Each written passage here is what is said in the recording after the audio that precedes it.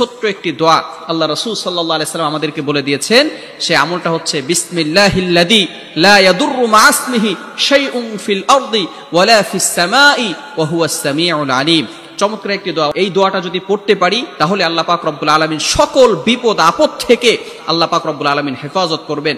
আসমান জমিনের সকল বিপদ আপদ থেকে, দুশমনদের বিপদ আপদ থেকে আল্লাহ পাক রব্বুল আলামিন আমাদেরকে হেফাজত করবেন। তবে অবশ্যই আমাদেরকে ফজরের নামাজের পরে পড়তে হবে এবং মাগরিবের নামাজের পরে পড়তে হবে। যদি কোনো বান্দা ফজরের নামাজের পরে এই ছোট্ট দোয়াটি 3 বার পাঠ করে ফজর থেকে মাগরিব পর্যন্ত, আল্লাহ পাক রব্বুল আলামিন নিজে ওই বান্দাকে দুনিয়ার সকল ক্ষতিকর বস্তু থেকে হেফাজত করবেন।